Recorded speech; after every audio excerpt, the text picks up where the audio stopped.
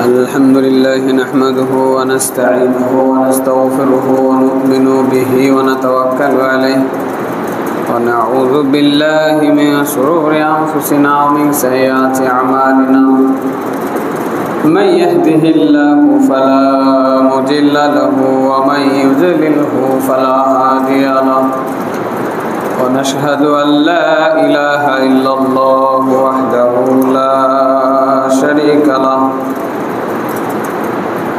ونشهد أن محمدا عبده ورسوله أما بعد فإن خير الحديث كتاب الله وخير الهدى هدى محمد صلى الله عليه وسلم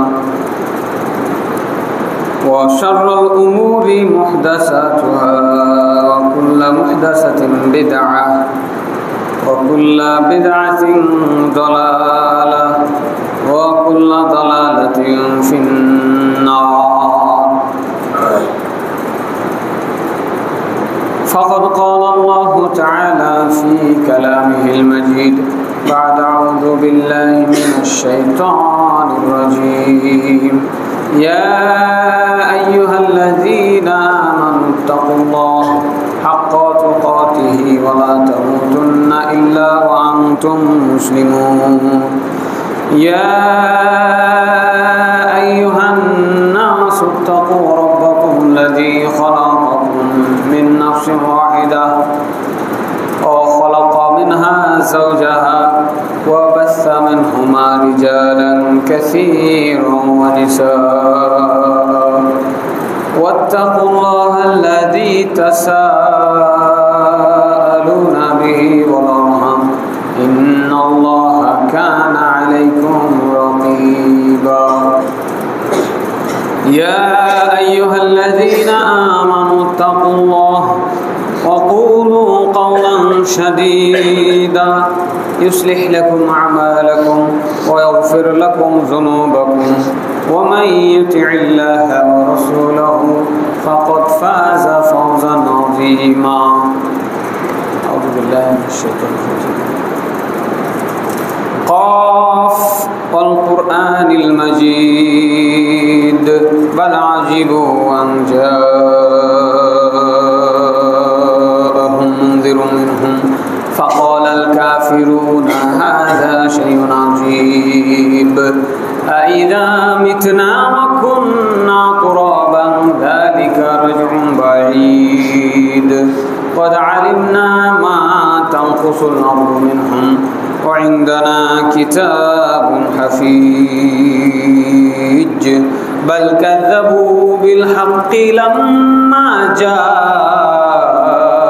جاءهم فهم في أمر مريج أفلم ينظروا إلى السماء فوقهم كيف بنيناها وزيناها وما لها من فروج والأرض مددناها وألقينا فيها رواسي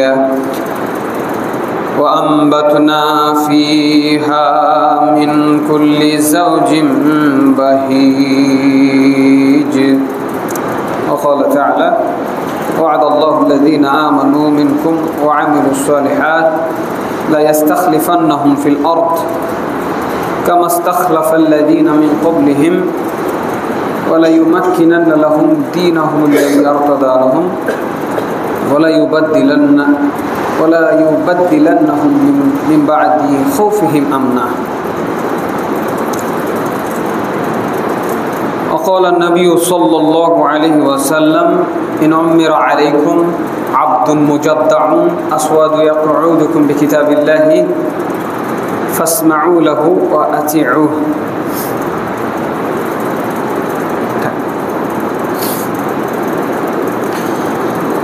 যাবতীয় হামদ সানা আল্লাহ রাব্বুল আলামিনের জন্য যার অশেষ মেহেরবানিতে সুস্থ তবিয়তে সুস্থ মস্তিষ্কে আল্লাহ রাব্বুল আলামিনের ইবাদতের জায়গা তার ঘর মসজিদের মধ্যে আমরা সমবেত হতে পেরেছি। এই জন্য সবাই শুকরিয়া তান বলি আলহামদুলিল্লাহ। যাবতীয় দুরুদ ও সালাম বর্ষিত হোক আমাদের সকলের মুক্তির দিশারি প্রিয় নবী, শেষ নবী মুহাম্মদ রাসূলুল্লাহ সবাই বলি সাল্লাল্লাহু আলাইহি ওয়াসাল্লাম। আজকে জুমার খুতবায় একটি সমসাময়িক বিষয় নিয়ে আলোচনা করব ইনশাআল্লাহ। যে বিষয়টি আসলে বর্তমানে বাংলাদেশের প্রেক্ষাপটে অতীব জরুরি গুরুত্বপূর্ণ একটি বিষয়, সেটি হচ্ছে ইসলামিক খেলাফত ও নেতৃত্ব নির্বাচন ব্যবস্থা। কারণ আপনারা জানেন, খুব অল্প সময়ের গণ অভ্যুত্থানের মাধ্যমে বাংলাদেশের সরকার পতন হয়েছে এবং জনগণ নতুন একটি বাংলাদেশের সূচনা করেছে। এই মুহূর্তে বাংলাদেশের জনগণ ঠিক কোন দিকে যাচ্ছে বা কোন দিকে যাবে, কোন দিকে যাওয়া উচিত, এ নিয়ে আমাদের সবার মনেই নানা রকম গঞ্জনা। তো প্রথমে আল্লাহ রাব্বুল আলামিনের কাছে দোয়া করে দিই, আল্লাহ যেন আমাদের এই দেশের জনগণকে তার বিধান অনুযায়ী পথ চলার তৌফিক দান করেন, আল্লাহুম্মা আমিন। তার নাজিলকৃত বিধানের প্রতি আত্মসমর্পণ করার এবং সেই অনুযায়ী দেশ গঠন এবং পরিচালনা করার তৌফিক দান করেন, আল্লাহুম্মা আমিন। প্রতিটি মুসলিম হিসেবে আমাদের ইমানি দায়িত্ব হচ্ছে এই দোয়া করা এবং এই কামনা, এই বাসনাটা অন্তরে রাখা। অন্যথায় আল্লাহর বিধানের বিপরীতে ভিন্ন কোনো বিধানের প্রতি মহাব্বত রাখার দরুন আমাদের ইমান, আমাদের কলব থেকে ইমান হারিয়ে যাবে, আমরা মুনাফিকের কাতারে আমাদের নাম লিপিবদ্ধ করা হতে পারে। আল্লাহ রাব্বুল আলামিন আমাদেরকে মুনাফিক হয়ে মৃত্যুবরণ করার এই ফিতনা থেকে হেফাজত করেন, আল্লাহুম্মা আমিন। তো অনেক জ্ঞান গর্ব একটি বিষয়, অনেকের মাথার উপর দিয়ে যাইতে পারে, যারা পরে আসবেন তারা হয়তো অনেক কিছুই নাও বুঝতে পারেন। তো চেষ্টা করব সবাই যাতে সহজভাবে বিষয়টা বুঝতে পারেন, সেই জন্য যতটুকু সহজ উত্থাপন করা যায়। এরপরেও সবার কাছে আমার অনুরোধ থাকবে মনোযোগ দিয়ে একাগ্র চিত্তে কথাগুলো শোনার এবং বোঝার চেষ্টা করার। তো নেতৃত্ব একটা মানবীয় প্রকৃতি। মানুষকে আল্লাহ রাব্বুল আলামিন যে ফিতরাত দিয়ে সৃষ্টি করেছেন, সেই ফিতরাতের বদৌলতে আল্লাহর দেওয়া নিয়ম অনুযায়ী প্রত্যেকটা মানুষ হয় নেতৃত্ব দিবে আর না হয় নেতৃত্বের অধীনে আনুগত্যশীল হয়ে জীবনযাপন করবে। এর মধ্যে আর তৃতীয় কোনো অবস্থান মানব সভ্যতার জন্য নাই। হয় আপনি নেতা হবেন, দিয়ে কিছু মানুষকে পরিচালিত করবেন, আর না হয় আপনি নেতৃত্বের অধীনে একজন আনুগত্যশীল হয়ে নেতার আদেশ মেনে জীবনযাপন করবেন। এটি সকল সমাজ ব্যবস্থায় একই নিয়ম। এবং সারা পৃথিবী জুড়ে প্রায় 200-র মতো দেশ আছে, এর মধ্যে 57টা মুসলিম সংখ্যাগরিষ্ঠ দেশ আর 28টি দেশের রাষ্ট্রধর্ম ইসলাম। আল্লাহু আকবার, 28টি দেশের রাষ্ট্রধর্ম ইসলাম। তাদের প্রত্যেকের কাছে কোরআন আছে, হাদিস আছে, কিন্তু এরা কোরআন হাদিসে যে নেতৃত্ব আনুগত্যের বিধানগুলো রয়েছে, খেলাফতের বিধান রয়েছে, রাষ্ট্র গঠন, রাষ্ট্র পরিচালনার বিধান রয়েছে, এগুলো যেন তারা দেখেও না দেখার ভান করছেন। দেশে বিদ্যাপীঠ অনেক আছে, ইসলাম শিক্ষার বিদ্যাপীঠ আছে, বড় বড় মাদ্রাসা আছে, কওমি মাদ্রাসা আছে, আলিয়া মাদ্রাসা আছে। এছাড়াও এদেশে বহির্বিশ্ব থেকে বড় বড় বিশ্ববিদ্যালয়, ইসলামী বিশ্ববিদ্যালয় থেকে পড়ে আসা বহু আলেম ওলামা আছেন। এরপরেও এই বিধানগুলো যেন বইয়ের পাতায় থাকার জন্য এসেছে, এই বিধানগুলো জনসাধারণের সামনে বলার মতো মানুষ আমাদের সমাজে খুবই কম। আমরা যারা সাধারণ মানুষ, যারা মাদ্রাসায় পড়ি না, তারা জেনারেলি কোরআন হাদিস নিয়ে চর্চা করার সময় আমাদের হয় না। এটাও আমাদের এই অজ্ঞতার একটি বড় কারণ।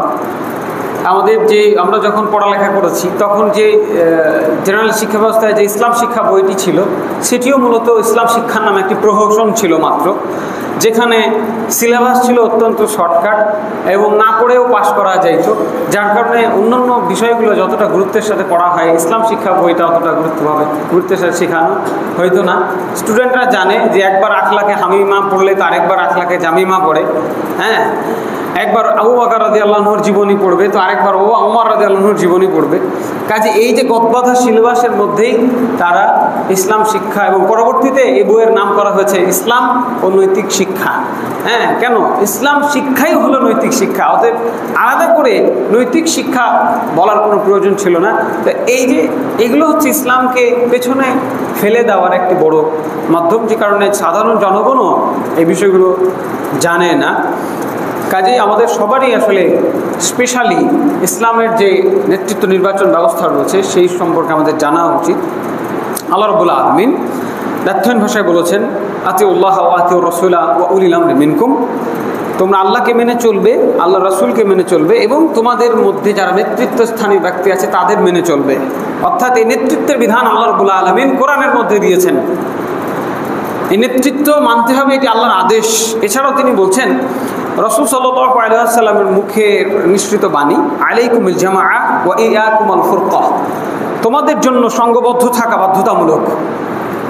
প্রতিটি মানুষকে আমাদের নবী মুহাম্মদ সাল্লাল্লাহু আলাইহি ওয়াসাল্লাম আদেশ করে গেছেন, তোমাদের জন্য সংঘবদ্ধ থাকা বাধ্যতামূলক, এবং একা একা স্বেচ্ছাচারী হয়ে নিজের মন মতো চলা, বিচ্ছিন্ন থাকা তোমাদের জন্য নিষেধ।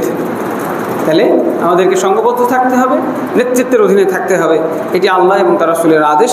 এরপরে দেখেন ওমর রাদিয়াল্লাহু আনহু রাসূল সাল্লাল্লাহু আলাইহি ওয়াসাল্লামের মুখের ভাষায় তিনি বলছেন যে আমার পরে যদি কেউ নবী হইতো তাহলে ওমর হইতো।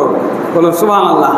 যেহেতু আমি শেষ নবী, আমার পর আর কোনো নবী হবে না, হ্যাঁ, সেহেতু ওমর রাদিয়াল্লাহু আনহু নবী হবেন না। কিন্তু তার যে প্রজ্ঞা, তাকে যে আল্লাহ রাব্বুল আলামিন জ্ঞান দিয়েছিলেন, পবিত্র কোরআনে একাধিক আয়াত নাযিল করা হয়েছে ওমর রাদিয়াল্লাহু আনহু মতামতের পক্ষে। এই বিশিষ্ট সাহাবী যিনি আমিরুল মুমিনিন ছিলেন, প্রায় 10 বছর যিনি মুসলিম জাহানের নেতা ছিলেন, খেলাফত চালিয়েছেন, যাকে অর্ধ জাহানের বাদশা বলা হয়, তিনি বলেছেন, লা ইসলামা ইল্লা বিল জামাআহ ওয়ালা জামাআতুন ইল্লা বি ইমারাতিন ওয়ালা ইমারাতুন ইল্লা বিত্তাআহ। জামাতবদ্ধ না হলে, সংঘবদ্ধ না থাকলে ইসলাম থাকে না। ইসলাম টিকবে না যদি মুসলমানরা সংঘবদ্ধ না হয়, জামাতবদ্ধ না হয়, আর জামাত টিকে না যদি তাদের একজন নেতা না থাকে। আর ওই নেতৃত্বের কোনো দাম নাই যেই নেতাকে সবাই মেনে চলে না। তাহলে কি, যেই রূপরেখা আল্লাহ দিয়েছেন, যেই রূপরেখা রাসূল মুহাম্মদ সাল্লাল্লাহু আলাইহি ওয়াসাল্লাম দিয়েছেন, সেই রূপরেখা তার বিশিষ্ট সাহাবী, তার শ্বশুর ওমর ইবনুল খাত্তাব রাদিয়াল্লাহু আনহু, একই রূপরেখা তিনিও আমাদেরকে উপহার দিলেন। এরপরে রাসূল সাল্লাল্লাহু আলাইহি ওয়াসাল্লাম বলছেন, মান আরাদা বুহবুহাতাল জান্নাহ ফালিয়ালজামিল জামাআ, যারা জান্নাতের মধ্যস্থলে থাকতে চায় তারা সংঘবদ্ধভাবে, জামাতবদ্ধভাবে থাকুক। এরপরে তিনি বলছেন, মান আতানি ফাকাদ আতা আল্লাহ ওয়া মান আসানি ফাকাদ আসা আল্লাহ ওয়া মান আতা আমিরি ফাকাদ আতানি ওয়া মান আসা আমিরি ফাকাদ আসানি। যে ব্যক্তি আমাকে মেনে চলে, আমি মুহাম্মদ সাল্লাল্লাহু আলাইহি ওয়াসাল্লামকে মেনে চলে, সে ব্যক্তি মূলত আল্লাহকেই মেনে চলে। আর যে ব্যক্তি আমার অবাধ্য হয়, আমাকে মেনে চলে না, সে মূলত আল্লাহর অবাধ্য হয়। আল্লাহ রাসূলকে মানা মানে আল্লাহকে মানা, আর আল্লাহ রাসূলের অবাধ্য হওয়া মানে আল্লাহর অবাধ্যতা হওয়া। এই জিনিসটাকে তিনি আবার নেতার সাথে যুক্ত করে দিয়ে বললেন, যে ব্যক্তি আমার নেতার আনুগত্য করে সে ব্যক্তি আমি মুহাম্মাদের আনুগত্য করে, যে ব্যক্তি আমার নেতার অবাধ্য হয় সে ব্যক্তি আমি মুহাম্মাদের অবাধ্য হয় সাল্লাল্লাহু আলাইহি ওয়াসাল্লাম। তাহলে কি বোঝা গেল, একটা সমাজে নেতা থাকবে, সেই নেতাকে যে মানবে না সে নবীকে অমান্য করলো, যে নবীকে অমান্য করলো সে আল্লাহকে অমান্য করলো। কোনো চান্স নেই। স্বেচ্ছাচারী হয়ে একা একা জীবন যাপন করার কোনো সুযোগ আল্লাহ তার রাসূল সাল্লাল্লাহু আলাইহি সাল্লাম রাখেন নাই। সাহাবায়ে কেরাম বুঝেছেন। এই জন্য রাসূল সাল্লাল্লাহু আলাইহি সাল্লাম মারা গেছেন, তার লাশ দাফন করা বাদ দিয়ে আগে নেতা নির্বাচন করা হয়েছে। আল্লাহু আকবার। নেতা নির্বাচন হওয়ার আগ পর্যন্ত তার লাশকে দাফন করা হয়নি। যতক্ষণ না নেতৃত্ব নির্বাচন হবে ততক্ষণ এই মৃত ব্যক্তি, এই নবী মুহাম্মদ সাল্লাল্লাহু আলাইহি ওয়াসাল্লাম আমাদের নেতা, মৃত ব্যক্তি নেতা হয়ে থাকবে। এই জন্য মুসলমানদের একজন পঙ্গু মানুষ যদি অন্ধ, কানে শোনে না, অন্ধ হয়ে গেছে, বধির হয়ে গেছে, প্যারালাইসিস হয়ে গেছে, সেও যদি হয় তাকেও নেতা হিসেবে রাখলেও মুসলমানদের জন্য এটি তাদের সৌভাগ্য। কপাল পোড়া জাতি, যাদের নেতা থাকে না তাদের কোনো দাম থাকে না। কথা বুঝলেন? মুসলমানের নেতা থাকতে হবে, যদিও বিছানায় শুয়ে থাকে শয্যাশায়িত। কথা বুঝেন নেই? সাহাবায়ে কেরাম এই দৃষ্টান্ত রেখে গেছেন যে নেতা মরে গেছেন, মারা গেছেন, তিনি দুনিয়া ছেড়ে চলে গেছেন, এরপরেও তিনিই নেতা, দ্বিতীয় নেতা না হওয়ার আগ পর্যন্ত। কথা বুঝে গেল? এরপরে নেতৃত্ব নিয়ে ছোট্ট একটু মতানৈক্য হইল, ওইগুলোর দিকে আমরা যাব না। পরবর্তীতে আবু বকর রাদিয়াল্লাহু আনহুকে নেতা বানানো হলো সবার সম্মতিক্রমে, তিনি নেতা হলেন। রাসূল সাল্লাল্লাহু আলাইহি ওয়াসাল্লাম নেতার আনুগত্যের ব্যাপারে খুবই কঠিন একটি হাদিস বলেছেন, ইন উম্মিরা আলাইকুম আবদুন মুজাদ্দাউন আসওয়াদু ইয়াকুউদুকুম বিকিতাবিল্লাহি ফাসমাউ লাহু ওয়া আতিউ। যদি তোমাদের মধ্যে কোনো নাক কান কাটা কালো হাবশি গোলামকেও আমির নিযুক্ত করা হয়, নেতা নিযুক্ত করা হয়, তোমরা আর সে যদি তোমাদেরকে কোরআন হাদিস অনুযায়ী চালায়, তার কথা শুনবে এবং মেনে চলবে। তাহলে উলামায়ে কেরাম সর্বসম্মতিক্রমে একমত যে কোনো দাস কখনোই নেতা হতে পারবে না। একজন দাস, কৃতদাস নেতা হতে পারবে না। নেতা হতে গেলে স্বাধীন হতে হবে। এরপরেও যদি কোনোভাবে তাকে নেতৃত্ব দিয়ে দেওয়া হয়, কোনোভাবে যদি সে মুসলমানদের নেতা হয়ে যায় আর সে যদি কোরআন হাদিস অনুযায়ী চালায়, তার কথা শুনতে হবে। তাহলে বিষয়টি বোঝা গেল যে এটি কতটা গুরুত্বপূর্ণ একটি অধ্যায়। এই অধ্যায় সম্পর্কে আমাদের আসলে জ্ঞান না থাকার কারণে এই যে অভ্যুত্থান হয়েছে, এই অভ্যুত্থানের পরে আমরা কি দেখলাম? এতগুলো মানুষ জীবন দিল, জুলুমের বিরুদ্ধে এদের জীবন দেওয়া। জুলুম হচ্ছে এই যে এখন তো পেপার পত্রিকা আসা শুরু হয়েছে, মিডিয়াগুলোতে এখন আসা শুরু হয়েছে কি কি জুলুম করা হয়েছিল, সামনে হয়তো আরও আসবে। এই জন্য কোনো জালেমের এত স্পর্ধা থাকা ঠিক নয়। এর থেকে বড় জালেমদেরকেও আল্লাহ দুনিয়ার বুকে লাঞ্ছিত করেছেন। এখান থেকে আমাদের শিক্ষা নেওয়া উচিত। যে যে জায়গায় দায়িত্ব পালন করছেন সবাই কিন্তু জুলুম করতে অভ্যস্ত। জুলুম মানে কি? জুলুম মানে নিয়ম বহির্ভূত কাজ। জুলুম আরবি শব্দ, ঠিক আছে? জুলুম আরবি শব্দ, এর অর্থই হচ্ছে অন্ধকার। জুলুম হলো আলোর বিপরীত, সঠিকের বিপরীত। যে কোনো বেঠিক কাজ হলো জুলুম। যে যে জায়গায় কাজ করছেন, আপনি মসজিদের ইমাম হন, আপনি মসজিদের সভাপতি হন, আপনি দোকানের মালিক হন, আপনি স্কুলের হেডমাস্টার হন, আপনি বড় বড় পদের দায়িত্বশীল হন, আপনার অধীনস্থ ব্যক্তিদের উপরে আপনি যদি অন্যায়ভাবে কোনো ক্ষমতা প্রয়োগ করেন, অনিয়ম করেন, চাপ দেন, যেটা তার জন্য কষ্টের, তার জন্য কঠিন, তাহলে আপনিও একজন জালেম। বাংলাদেশের মানুষ তাদের উপরে যে অনিয়মগুলো হয়েছে তার বিপরীতে সংগ্রাম করেছে, জীবন দিয়েছে। কিন্তু আজকে অন্তর্বর্তীকালীন সরকার গঠন করা হয়েছে, আপনারা সবাই জানেন। তারা কি বলছেন, তারা কি চাচ্ছেন? এই দেশে আবার যেন একটি সুস্থ গণতন্ত্র প্রতিষ্ঠিত হয়। বলুন নাউজুবিল্লাহ। কি নাউজুবিল্লাহ বের হচ্ছে না? সবাই বলুন নাউজুবিল্লাহ। এই বাংলাদেশে এই যে একটা সুযোগ আল্লাহ করে দিয়েছিলেন, প্রত্যেকটা মুসলমানের, যেখানে 92% মুসলমান, তাদের উচিত ছিল বলা এই দেশে ইসলামী শাসনতন্ত্র কায়েম হোক। এটা বলা উচিত ছিল না? কারণ যারা এই দেশের ক্ষমতাধর তারা তো সরে গেছে। এখন তো আপনি যেভাবে দেশটাকে গড়বেন সেভাবে করতে পারবেন। তো এইটা কেন তারা গণতন্ত্রের পুনর্জাগরণ চায়? কারণ তারা জানে না যে আল্লাহ রাব্বুল আলামিন আমাদেরকে, মুসলমানদেরকে একটি জীবন ব্যবস্থা দিয়ে রেখেছেন। তারা যদি এটা জানতো, আমার বিশ্বাস এই যে তরুণ প্রজন্ম, তাদের মধ্যে যে উদ্দীপনা আমি লক্ষ্য করেছি, তারা যদি জানতো যে আল্লাহর পক্ষ থেকে যে কি একটি সুন্দর শাসন ব্যবস্থা উপহার দেওয়া হয়েছে, যে শাসন ব্যবস্থা দিয়ে রাষ্ট্র পরিচালনা করেছেন আমাদের প্রিয় নবী মুহাম্মদুর রাসূলুল্লাহ সাল্লাল্লাহু আলাইহি ওয়াসাল্লাম, যেই শাসন ব্যবস্থায় দেশ পরিচালনা করেছেন আবু বকর, ওমর, ওসমান, আলী রাদিয়াল্লাহু আনহুম, খেলাফতের যে 30টি বছর চলেছে সোনালী ইতিহাস, এই ইতিহাসগুলো যদি তারা জানতো, আমার মনে হয় তারা ইসলামিক খেলাফতকেই এটার জন্য বেছে নিত। কারণ ইসলামিক খেলাফতই হচ্ছে এই পৃথিবীর বুকে একমাত্র জীবন ব্যবস্থা যা মানুষের মধ্যে ন্যায় বিচার প্রতিষ্ঠা করতে সক্ষম। এর বাইরে কোনো তন্ত্রমন্ত্র এই পৃথিবীতে শান্তি স্থাপন করতে সক্ষম নয়। এটি আমরা পৃথিবীর ইতিহাস ইতিহাস থেকে দেখতে পায়। হ্যাঁ, যদিও আল্লাহ রাব্বুল আলামিন বলে দিয়েছেন ইন্না দীনা ইনদাল্লাহিল ইসলাম, আল্লাহর কাছে একমাত্র গ্রহণযোগ্য দিন হলো ইসলাম। তার মানে কি, জীবনের যে কোনো ক্ষেত্রে, প্রতিটি ক্ষেত্রে ইসলামিক বিধান পালন করতে হবে, এটি আল্লাহর পক্ষ থেকে নির্ধারণ। ঠিক আছে, এর বাইরে ভিন্ন কোনো পথ মত আল্লাহ তাআলা গ্রহণ করবেন না। ফালা ইউকবালু মিনহু, আল্লাহ বলেছেন, কোরআনের মধ্যে বলে দিয়েছেন, এটা আল্লাহ গ্রহণই করবেন না। কাজেই ফিরে আসতে হবে আপনাকে আমাকে অবশ্যই ইসলামিক খেলাফতের মধ্যে। ইসলামিক খেলাফত বলতে কি বুঝায়? খেলাফত অর্থ প্রতিনিধি। আমরা সবাই প্রতিনিধি। আল্লাহ তাআলা বলছেন ফেরেশতাদেরকে ডাক দিয়ে, ইন্নী জাইলুন ফিল আরদি খলিফা, এই পৃথিবীতে আমি খলিফা নিযুক্ত করতে চাচ্ছি। আমরা পৃথিবীর সকল মানুষ এই পৃথিবীর খলিফা, আমরা এখানে দায়িত্বশীল। সারা জীবন থাকতে আসি নাই। এই দেশ আমি সারা জীবন শাসন করতে পারবো না, আমার মৃত্যু আছে। কথা বুঝলেন? হ্যাঁ, আমাকে এখানে খলিফা হিসেবে পাঠানো হয়েছে।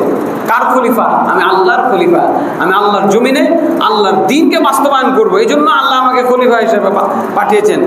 ঠিক আছে, যদিও ফেরেশতাগণ বিষয়টাতে একটু ভিন্ন মত বলেন বা ভিন্ন চিন্তা বলেন, তারা আল্লাহর সামনে পেশ করেছিলেন, আতাজআলু ফিহা মা ইউফসিদু ফিহা ওয়া ইউসফিকু দিমা, আপনি কি পৃথিবীতে এমন কিছু সৃষ্টি করতে যাচ্ছেন যারা ধ্বংসলীলা চালাবে, রক্তপাত করবে। তো যাই হোক, আমরা মানুষ, আল্লাহর যে সৃষ্টি কৌশল এগুলো আমরা বুঝতে পারি না, বিধায় আমরা এই ধরনের মারামারি হানাহানিতে লিপ্ত হই।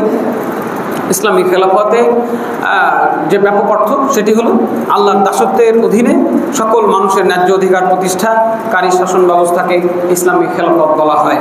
আল্লাহর বিধানের আলোকে, আল্লাহর নিয়মের মধ্যে সকল মানুষের ন্যায্য অধিকার প্রতিষ্ঠা, এটি হলো ইসলামিক খেলাফত। আচ্ছা বলেন, যারা এখন উপস্থিত আছেন, একজনও কি এমন আছেন যিনি এই কথার সাথে দ্বিমত করবেন যে আল্লাহর বিধানের বাইরে মানুষ চলবে না আল্লাহর বিধানের ভেতরে চলবে? বলেন তো, আল্লাহর বিধানের ভেতরে আল্লাহর বিধানের আলোকে ন্যায্য অধিকার প্রতিষ্ঠিত হবে, এই ব্যাপারে দ্বিমত পোষণ করবেন একজন? হাত তুলেন। কেউ আছেন? কেউ নাই। সবাই আমরা চাই আল্লাহর বিধান অনুযায়ী দেশটা পরিচালিত হোক। হ্যাঁ, তারপরে রাসূল সাল্লাল্লাহু আলাইহি সাল্লাম খোলাফায়ে রাশিদিনের অর্থাৎ আবু বকর, ওমর, ওসমান, আলী রাদিয়াল্লাহু আনহুর যে রেখে যাওয়া শাসন নীতি ছিল, সেই শাসন নীতির প্রতিনিধিত্বকারী একটি শাসন ব্যবস্থা হলো ইসলামী খেলাফত। খেলাফত কথাটাকে এমনভাবে ব্যঙ্গ করা হয়েছে, এমনভাবে বিরূপভাবে তুলে ধরা হয়েছে, পশ্চিমা গণতান্ত্রিক যে শাসন ব্যবস্থা, পশ্চিমা মিডিয়াগুলো খেলাফত শব্দটাকেই মানে প্রশ্নবিদ্ধ করে রেখেছে। খেলাফত মানে মনে করে যে জঙ্গিবাদ, খেলাফত মানে মনে করা হয় যে দেশটা আফগানিস্তান হয়ে যাবে, খেলাফত মানে মনে করা হয় যে দেশটা তালেবানে হয়ে যাবে। এই যে এগুলোকে নেগেটিভ কথা বলা হয়, নেগেটিভ, কিন্তু এটা হচ্ছে পজিটিভ রূপ। যে খেলাফত চালিয়েছেন রাসূল মুহাম্মদ সাল্লাল্লাহু আলাইহি সাল্লাম, তার প্রতিনিধি হিসেবে আজকে যিনি খেলাফত চালাবেন তার প্রতিনিধি হিসেবে তিনি গণ্য হবেন। আল্লাহু আকবার। কে আছেন যিনি আল্লাহ রাসূলের প্রতিনিধি হওয়াকে অপছন্দ করবেন? ঈমান থাকবে ভাই? ঈমান থাকবে না। হ্যাঁ, তো এটার লক্ষ্য কি? এই খেলাফতের একমাত্র লক্ষ্য হচ্ছে সৃষ্টিকর্তা আল্লাহর বিধান অনুযায়ী সৃষ্টিকে পরিচালনা করা ও তার মাধ্যমে আল্লাহর সন্তুষ্টি অর্জন করা। আর এই খেলাফতের উদ্দেশ্য থাকবে খেলাফতের সর্বোচ্চ সামাজিক ও অর্থনৈতিক ন্যায় বিচার প্রতিষ্ঠিত করা। এটা কি? এই খেলাফত সম্পর্কে আল্লাহ রাব্বুল আলামিন কি বলছেন? তিনি বলছেন, ওয়া'দাল্লাহুল্লাযীনা আমানু মিনকুম ওয়া আমিলুস সালিহাত লা ইস্তাখলিফান্নাহুম ফিল আরদি কামা ইস্তাখলাফাল্লাযীনা মিন ক্বাবলিহিম। আল্লাহ ওয়াদা করেছেন। আল্লাহু আকবার। আল্লাহ সুবহানাহু ওয়া তাআলা কখনো ওয়াদা ভঙ্গ করেন না, তিনি ওয়াদা করছেন যারা ঈমান আনবে তোমাদেরকে এবং যারা ভালো কাজ করবে, দুইটা শর্ত দিয়েছেন। ফার্স্ট টাইম ঈমানদার হইতে হবে, এরপর নেক আমলকারী হইতে হবে। এই জনগোষ্ঠীকে আল্লাহ ওয়াদা দিয়েছেন লা ইস্তাখলিফান্নাহুম ফিল আরদি, পৃথিবীতে তিনি তাদেরকে খেলাফত দিবেন। যেভাবে এর আগে খেলাফত দেওয়া হয়েছিল। কাকে খেলাফত দেওয়া হয়েছিল? দাউদ আলাইহিস সালামকে খেলাফত দেওয়া হয়েছিল, সুলাইমান আলাইহিস সালামকে খেলাফত দেওয়া হয়েছিল। একইভাবে যারা এই পৃথিবীতে ঈমানদার হিসেবে, নেক আমলকারী হিসেবে বসবাস করছে, তাদেরকেও আল্লাহ তাআলা ওয়াদা দিলেন যে তাদেরকে খেলাফত দেওয়া হবে। এবং এই খেলাফত আল্লাহ রাব্বুল আলামিন তার ওয়াদা পূরণ করেছেন নবী মুহাম্মদুর রাসূলুল্লাহ সাল্লাল্লাহু আলাইহি ওয়াসাল্লামকে খেলাফত দানের মাধ্যমে। বলুন আলহামদুলিল্লাহ। আল্লাহ তার ওয়াদা বরখেলাপ করেন নাই। বহু কষ্টের পরে, বহু নির্যাতন সহ্য করার পরে নবী মুহাম্মদ সাল্লাল্লাহু আলাইহি ওয়াসাল্লামকে তিনি খেলাফত দিয়েছেন। তিনি এই বিশ্ব ব্রহ্মাণ্ডের মানুষগুলোকে শাসন করে গেছেন। আজকে আমরা যে খেলাফত হারিয়েছি ইহুদি খ্রিস্টানদের চক্রান্তে, আমরা খেলাফত হারিয়ে এখন কোথায় গেছি? সমাজতন্ত্র, গণতন্ত্র, সাম্যবাদ, পুঁজিবাদ, এইগুলোর কাছে আমরা গিয়ে এখন ধর্ণা দিচ্ছি, এগুলোর কাছে গিয়ে আমরা শান্তি খুঁজছি। কিন্তু আল্লাহর প্রতিশ্রুত যে জীবন ব্যবস্থা সেটি কি বললেন? লা ইস্তাখলিফান্নাহুম ফিল আরদ, পৃথিবীতে আমি তাদেরকে খেলাফত দিব। খেলাফত হচ্ছে আল্লাহর মনোনীত জীবন ব্যবস্থা। এরপরে তিনি কি বলছেন?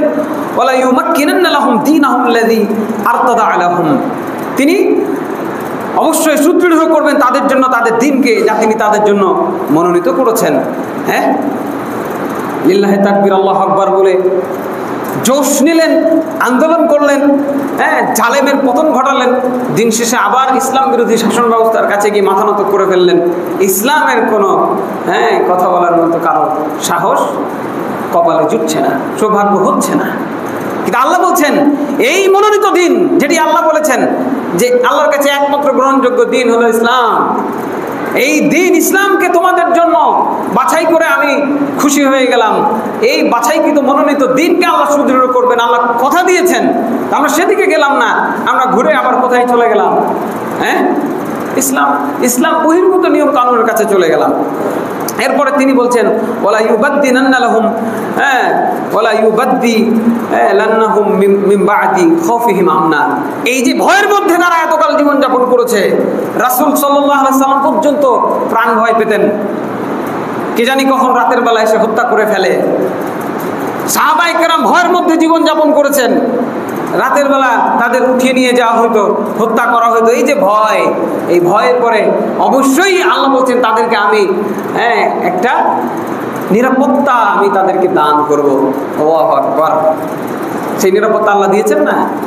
এমন নিরাপত্তা দিয়েছিলেন নবী মুহাম্মদ সাল্লাল্লাহু আলাইহি সাল্লাম যখন ক্ষমতায় আসলেন, এত নিরাপদ হলো পৃথিবীবাসী, দোকান লাগায় নামাজ পড়তে যাওয়ার প্রয়োজন হইতো না। কথা বুঝেছেন? দোকান খুলে নামাজ পড়তে যাইতো। একটা মহিলা একা একা রাস্তা দিয়ে চলে যেত, তার বডিগার্ড লাগতো না। এখন কি হয়? খবরের কাগজগুলো খুললে ধর্ষণ আর ধর্ষণ, কিডন্যাপ আর কিডন্যাপ, হচ্ছে না? এই যে নিরাপদ নগরীতে আল্লাহ রাব্বুল আলামিন পরিণত করেছিলেন, আজও যদি মুসলমান ইসলামকে গ্রহণ করে তাহলে কি মনে করছেন? জালেমের পতন হইল, আপনার দেশ নিরাপদ হয়ে গেছে এটা মনে করছেন? এটি কখনোই মনে করবেন না, এই ধোঁকায় কখনো থাকবেন না। দেশের নিরাপত্তা শুধুমাত্র আল্লাহ রাব্বুল আলামিন নাজিল করলেই তখন এই দেশ নিরাপদ হবে। আপনি 40 বছর আগে কাউকে মেরেছিলেন, 40 বছর পরে এসে সে আপনাকে মারলো, আবার আপনি তাকে মারলেন আজকে, আপনি আবার তার প্রতিশোধ নেবেন, আবার তারা প্রতিশোধ নেবে। এই প্রতিশোধ পরায়ণতা থেকে এই ভূখণ্ড কোনোদিনও শান্তি লাভ করতে পারবে না, শুধু রক্তপাত আর রক্তপাত হইতে থাকবে। ঠিক আছে, কাজে এই প্রতিশোধ পরায়ণতা বাদ দিয়ে অতীতে যা হয়ে গেছে সেগুলো ভুলে গিয়ে এই জুলুমের পরিণাম থেকে, আমাদের ভয়ানক পরিণাম থেকে আমাদের শিক্ষা গ্রহণ করে আগামীতে এই দেশটাকে সুন্দর করে ইসলামের খেলাফতের আদলে গঠন করার জন্য প্রতিজ্ঞাবদ্ধ হতে হবে। তাহলে আল্লাহ রাব্বুল আলামিন আমাদেরকে শান্তি দিবেন। তিনি আরও দায়িত্ব দিয়েছেন, ইয়াবুদুনানি লা ইশরিকুনা বি শাইআ। খেলাফত পাইতে গেলে, শান্তি পাইতে গেলে, নিরাপত্তা পাইতে গেলে কিছু দায়িত্ব পালন করতে হবে, যেটি আল্লাহ রাব্বুল আলামিন সূরা নূরের 55 থেকে 56 নম্বর আয়াতের মধ্যে উল্লেখ করেছেন, যেগুলো আমি এখন বলছি। সময় কম, শর্টকাটে বলছি। 1 নম্বর কথা হলো কি? আমার ইবাদত করতে হবে, কোনো শিরিক করা যাবে না, শিরিক করা যাবে না। কথা বুঝা গেল? এই চুপচাপ বসে যাও। আল্লাহর চাওয়াই হচ্ছে মানুষ শিরিক থেকে বেঁচে থাকুক। খুন, গুম, চাকরিচ্যুত করা, হত্যা করা এবং মানুষকে নির্যাতন করা, বৈষম্য তৈরি করা, এগুলোকে আমরা জুলুম মনে করেছিলাম এবং এই জন্য আমরা বৈষম্য বিরোধী আন্দোলন করেছি জুলুমের বিপক্ষে। কিন্তু সব থেকে বড় জুলুম যেটি, সেটির কথা হয়তো আমরা ভুলে আছি, যেটির কথা আল্লাহ স্মরণ করা দিচ্ছেন, সেটি কি? ইন্নাশ শিরকা লাযুলমান আযীম। সব থেকে বড় জুলুম হলো শিরক করা। যে আল্লাহ আপনাকে সৃষ্টি করলেন, সে আল্লাহর ইবাদত বাদ দিয়ে যদি আপনি অন্য কারো ইবাদত করেন, এটি হলো সব থেকে বড় জুলুম, সব থেকে বড় অন্যায়। এরপরে তিনি বলছেন ওমান কাফারা বা'দা যালিকা ফাউলাইকা হুমুল ফাসিকুন। যদি এর পরেও মানুষ মুখ ফিরায় নেয়, কুফরি করে, অস্বীকার করে, অস্বীকৃতি জানায়, আল্লাহর মনোনীত খেলাফতকে বাদ দিয়ে ভিন্ন চিন্তার দিকে যায়, তাহলে আল্লাহ রাব্বুল আলামিন কি বলে? তাদেরকে ফাসেক বলে অভিহিত করলেন এবং বললেন যে এরাই হলো ফাসেক সম্প্রদায়। এরপরে তিনি বললেন ওয়াকিমুস সালাত ওয়া আতাউজ যাকাত, সালাত কায়েম করবে এবং যাকাত প্রদান করবে, এগুলো আল্লাহর দেওয়া দায়িত্ব। সালাত কায়েম করতে বলা হয়েছে, আপনি এখন বিজয় উল্লাস করছেন গান বাজনা দিয়ে, হইল? আপনাকে আল্লাহ মুক্তি দিলেন, আপনি বিজয় উল্লাস করছেন কিভাবে? আল্লাহ কি শিখাইলেন? ওয়াকিমুস সালাত ওয়া আতাউজ যাকাত, আপনি বিজয় উল্লাস করছেন গান বাজায়, যে গান বাজনা ইসলাম হারাম করেছে, তো এটা হইল না, হইল? এরপরে তিনি বলছেন ওয়াতিউর রাসূলা লাআল্লাকুম তুরহামুন, এবং আল্লাহ রাসূলের পদাঙ্ক অনুসরণ করবে, তাহলে তোমরা দয়াপ্রাপ্ত হবে। তাহলে ইসলামী খেলাফত পাইতে গেলে যে দায়িত্বগুলোর কথা আল্লাহ রাব্বুল আলামিন আমাদেরকে বললেন, আমাদের সর্বাগ্রে সে ব্যাপারে সচেতন হতে হবে। আল্লাহ রাব্বুল আলামিন আমাদেরকে সচেতন হওয়ার তৌফিক দান করেন, আল্লাহুম্মা আমিন। ইসলামী খেলাফত কেন দরকার? কারণ এটাই একমাত্র গ্রহণযোগ্য দিন, আল্লাহ এছাড়া আর কোনো নিয়ম গ্রহণ করবেন না, যতই ভালো নিয়ম আপনি আনেন না কেন। ওয়ামান ইয়াবতাগি গায়রাল ইসলামি দীনান ফালা ইউকবালা মিনহু, আল্লাহ রাব্বুল আলামিন বলেছেন, কেউ যদি খুঁজতেও যায়, খুঁজে দেখি তো খেলাফতে এই সেই মিলাইতে পারছি না, এই দেশের সাথে এই বিশ্বের সাথে তাল মিলিয়ে চলার জন্য খেলাফত দিয়ে মনে হচ্ছে হবে না, আপনার কাছে মনে হইতে পারে, কারণ আপনার মন তো শয়তানে পরিচালনা করে, কথা বলছেন নাই? এটা মনে হচ্ছে যে ইসলাম দিয়ে চলবে না, তো নতুন কিছু যদি কেউ খুঁজতে যায় ফালা ইউকবালা মিনহু, তার থেকে সেটা গ্রহণ করা হবে না, আল্লাহ রাব্বুল আলামিন বলছেন। আর দ্বিতীয় যে বিষয়টি বলবো, এটি আল্লাহর দেওয়া প্রতিশ্রুতি। খেলাফত আল্লাহর দেওয়া প্রতিশ্রুতি, কাজে আল্লাহর প্রতিশ্রুতির দিকে ধাবিত হয় একজন মুমিনের জন্য কর্তব্য। 3 নম্বর পয়েন্ট হচ্ছে ইসলামী খেলাফতে একমাত্র জনকল্যাণমূলক শাসন ব্যবস্থা, বাকি সবই হলো অভিনয়, কথা হচ্ছেন? জনগণের শাসন নামে যে গণতান্ত্রিক শাসন ব্যবস্থার কথা বলা হচ্ছে, সবাই গণহারে যে স্লোগানটা এখন দিচ্ছেন যে আমরা গণতন্ত্রের কোনো জাগরণ দেখতে চাই, কোনো প্রতিষ্ঠা করতে চাই, দেখেন, আচ্ছা আমি একটু শর্টকাটে আপনাদের একটু ক্যালকুলেশনটা বুঝাই, যে ধোঁকাবাজি, এটা যে ধোঁকাবাজি আমি একটু বুঝাই। একটা এলাকায়, একটা নির্বাচনী এলাকায় 10 জন আপনার ভোটে দাঁড়িয়েছে, ঠিক আছে? সবাই 10টা করে ভোট পেয়েছে, 8 জন 80টা ভোট পাইল, আর একজন পেয়েছে 11টা, একজন পেয়েছে 9টা। 100টা ভোটে 11টা যে ভোট পেয়েছে সে কি ক্ষমতায় আসলো না? নেতা হিসেবে তাকে নির্বাচন করা হচ্ছে না? 11 জনের মতের ভিত্তিতে 89 জন মানুষের মতের বিপরীতে নেতৃত্ব নির্বাচন হলো। কোথায় অধিকাংশ জনগণের মতামত আপনি গ্রহণ করলেন? এটা ধোঁকাবাজি না? 11 জন মানুষ যাকে চাই আপনি তাকে নেতা বানালেন, 89 জন মানুষ যাকে চাই না আপনি তাকে নেতা বানালেন, এই ধোঁকাবাজি। এটাই বলা হয় অধিকাংশের রায় চূড়ান্ত। যদিও এই কথাটাও ইসলাম বিরোধী কথা। এই যে গণতান্ত্রিক শাসন ব্যবস্থা আমরা দেখতে পাচ্ছি বিশ্বব্যাপী, যেখানে 2টি কথা বলা হয় আল্লাহ বিরোধী কথা। নাম্বার 1, সকল ক্ষমতার উচ্চ জনগণ। শুনেছেন এই কথাটা? শুনেছেন? শুনেন নাই বোধহয়, না? সকল ক্ষমতার উচ্চ জনগণ বলা হয় না, এটি আল্লাহ বিরোধী কথা। কেন? আল্লাহ তাআলা কি বলছেন? কুলিল্লাহুম্মা মালিকাল মুলক, সকল ক্ষমতার উচ্চ হচ্ছেন আল্লাহ তাআলা, এটা বলে দাও তুমি। তুতিল মুলকা মান তাশা ওয়া তুযিল্লু মান তাশা, আল্লাহ যাকে ইচ্ছা তাকে ক্ষমতা দিয়ে থাকেন। তুইজ্জু মান তাশা ওয়া তুযিল্লু মান তাশা, যাকে ইচ্ছা তিনি সম্মানিত করেন, যাকে ইচ্ছা তিনি লাঞ্ছিত করেন। আজকে যাকে সম্মানিত করা হচ্ছে তাকে কে সম্মান দিয়েছেন? কোটি কোটি টাকার মালিক বলে তিনি সম্মানিত আজকে, এটি মনে করছেন? এইটাই তো, এই যে তার যে প্রশংসায় পঞ্চমুখ হচ্ছে জনগণ। তিনি কে? তিনি কোত্থেকে আসলেন? তিনি কত বড় মাপের ব্যক্তি? তার কত সম্মান! এই যে জল্পনা কল্পনা, এই জনগণ ভুলে গেছে। যেমন ভাবে মুসা আলাইহিস সালামকে জাতিশুদ্ধ উদ্ধার করার পরে ফিরাউনের কবল থেকে উদ্ধার হওয়ার পরে যেমন মুসা আলাইহিস সালামের জাতি আল্লাহকে ভুলে গেছিল, কিভাবে তারা কি বলছে যে আল্লাহ না ইলাহান কামা লাহুম আলিহা, তাদের যেমন গরুর বাছুর আছে, আমাদের একটা গরুর বাছুর রেডি করে দেন, আমরাও এই গরুর বাছুরের ইবাদত করব। লা হাওলা ওয়ালা কুওয়াতা ইল্লা বিল্লাহ। চোখের সামনে এই সমস্ত জালেম শাসককে ডুবিয়ে মারার পরে মুসা আলাইহিস সালামের উম্মত হতভাগা জাতি কি বললো? আমাদের একটা মূর্তি পূজা করার জন্য ব্যবস্থা করে দেন। নাউজুবিল্লাহ।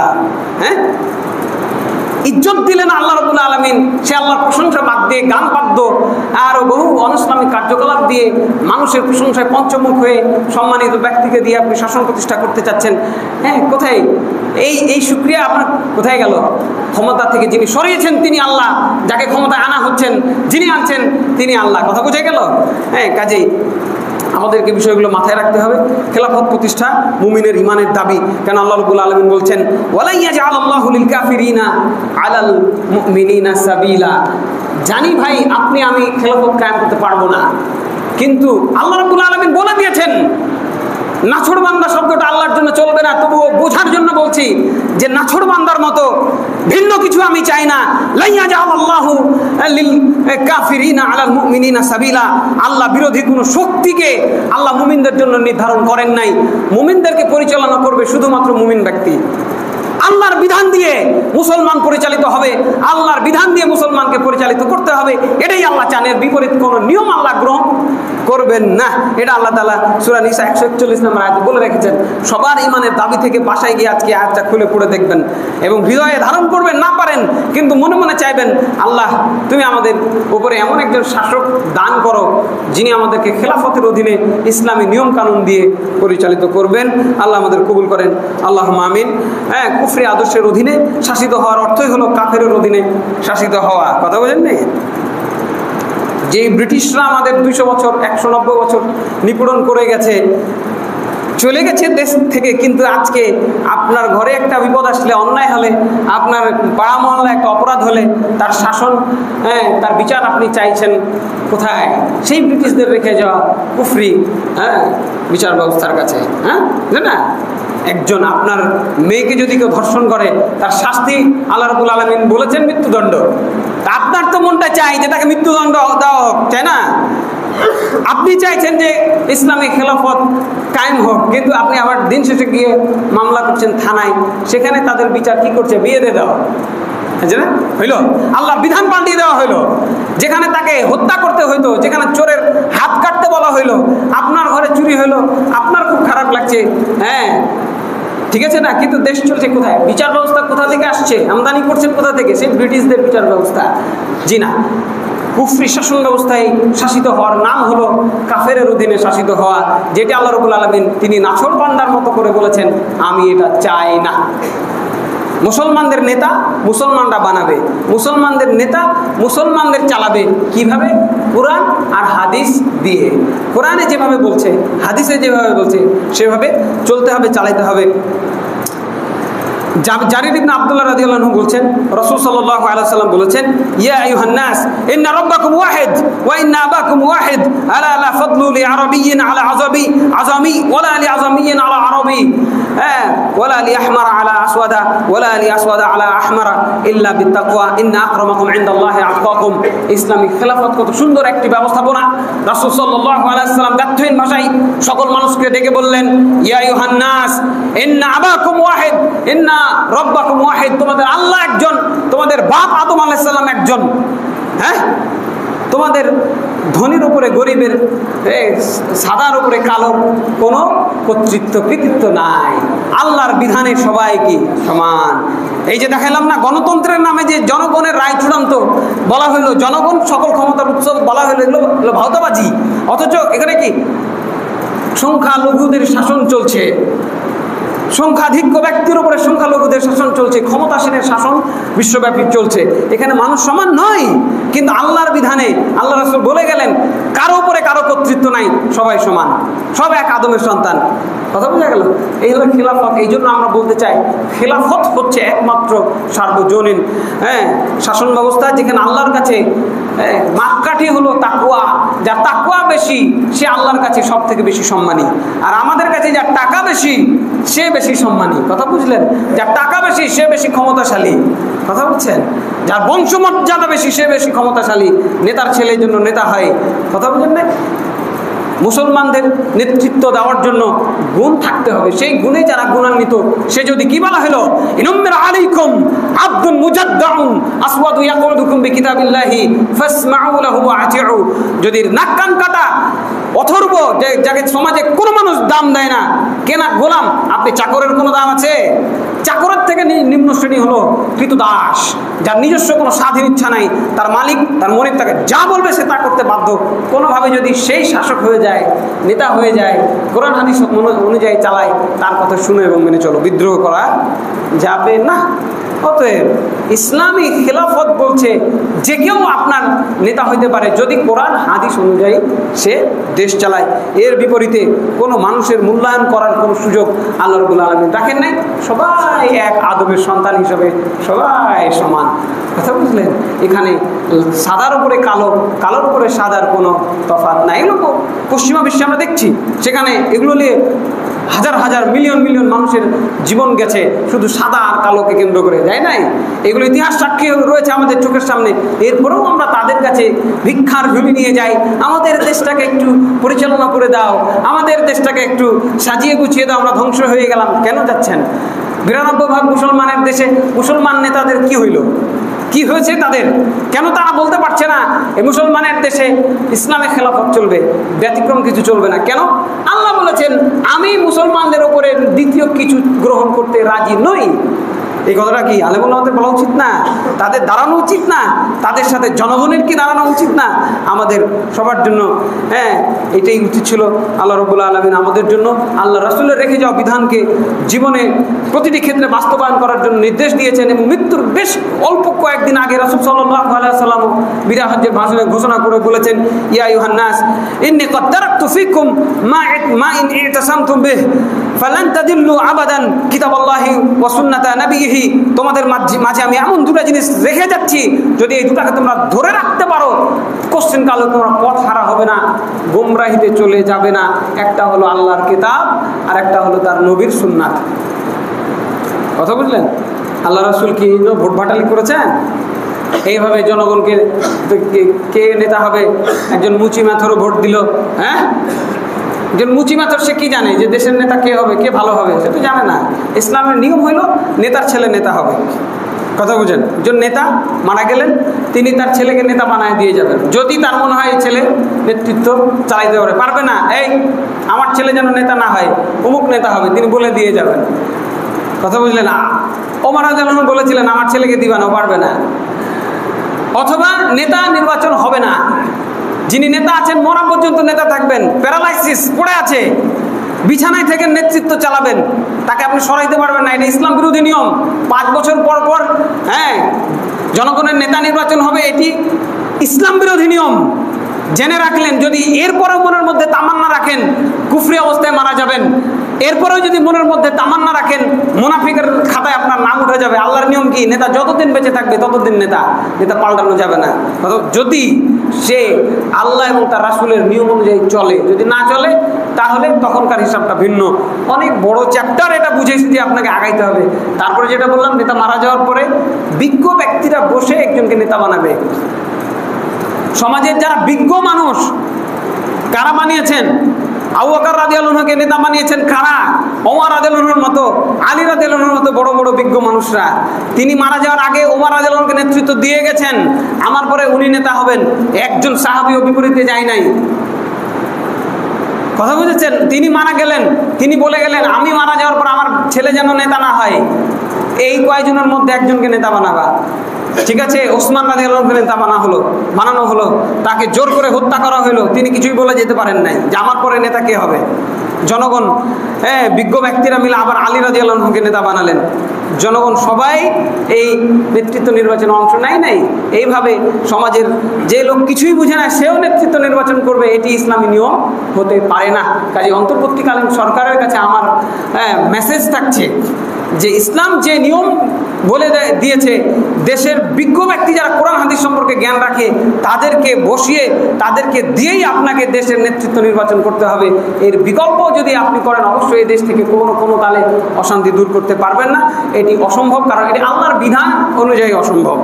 যেহেতু আল্লাহ তাআলা একটা বিধান দিয়েছেন এবং সেই বিধানের আলোকে শান্তি রয়েছে, তিনি এটি ঘোষণা করে দিয়েছেন এবং তিনি ওয়াদা দিয়েছেন যে এই নিয়মে আসো, আমি তোমাদেরকে শান্তি দিব।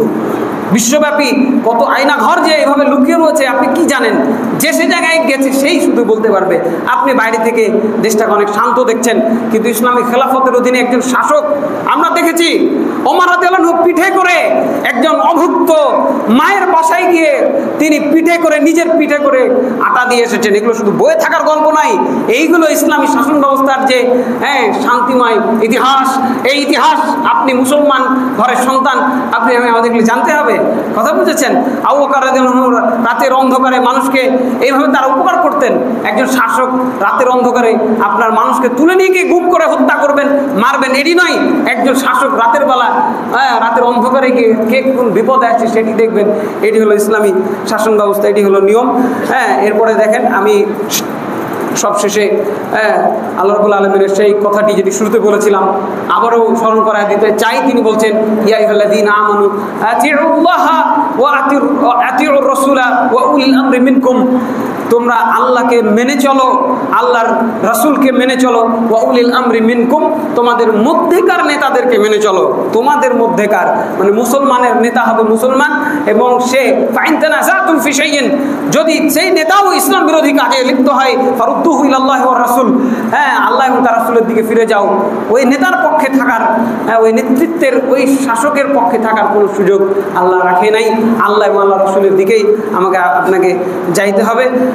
এবং যে গণতান্ত্রিক শাসন ব্যবস্থার যে নিম্নতম স্তরটা আপনাদেরকে আমি দেখালাম, যেখানে যে ধোঁকাবাজি চলছে, সেই ধোঁকাবাজি থেকে আমাদেরকে বাঁচতে হবে। এবং যে অধিকাংশের রায় চূড়ান্ত নামে এই যে কুফরি স্লোগান, যেখানে আল্লাহ বলছেন ওহীর বিধান চূড়ান্ত, এই ওহীর বিধানের আলোকে আমাদেরকে জীবন গঠন করতে হবে। এই আহ্বান রেখে সংক্ষিপ্ত আলোচনা ছিল। আপনাদেরকে আমি ভিডিও করেছি, ছেড়ে দেবেন ইন্টারনেটে, সেখান থেকেও আপনারা দেখতে পারবেন, কিন্তু পুরোটা আপনাদের জানা দরকার। এই ইসলামিক খেলাফত শাসন ব্যবস্থা সংক্ষেপে যা বললাম এগুলো আপনাদের শোনা দরকার। এবং এর আলোকে বেশ কিছু বই পুস্তক বের হয়েছে বাজারে, সেই বইগুলো নিয়ে আপনাদের অন্তত জানা দরকার। জানি, আমরা বুঝতে পারছি যে দেশে খেলাফত এত রাতারাতি কায়েম হবে না, এবং যারা অলরেডি যেহেতু গঠন হয়ে গেছে, শপথ নেওয়া হয়ে গেছে, তাদের যে শপথ সশ্রদ্ধ চিত্তে তারা শপথ নিল কার কাছে জানি না। আল্লাহ রাসূল সাল্লাল্লাহু আলাইহি সাল্লাম বলেছেন, মান হালাফা বিগাইরিল্লাহ ফাকাদ আশরাকা, কেউ যদি আল্লাহ ছাড়ার কারো নামে শপথ করে সে শিরক করলো। আল্লাহর নামে শপথ নিয়ে আমরা ইসলামিক খেলাফত কায়েম করতে চাই। এই মেসেজটা সবার কাছে যদি আমরা দিতে পারি, আল্লাহ আমাদেরকে আখিরাতে ইনশাআল্লাহ পাকড়াও করবেন না। আল্লাহ রাব্বুল আলামিন আমাদেরকে বুঝার তৌফিক দান করেন। আল্লাহুম্মা আমিন। খেলাফতের অধীনে জীবনে আমাদের নিরাপদময় জীবন অতিবাহিত করার তৌফিক দান করেন। আল্লাহুম্মা আমিন। ওয়া আলাইনা ইল্লাল বালাগ ওয়া আকুলু কওলি হাযা ওয়া আস্তাগফিরুল্লাহ লি ওয়া লাকুম ওয়া লিসাইরিল মুসলিমিন ফাস্তাগফিরুহু ইন্নাহু হুয়াল গফুরুর রহিম।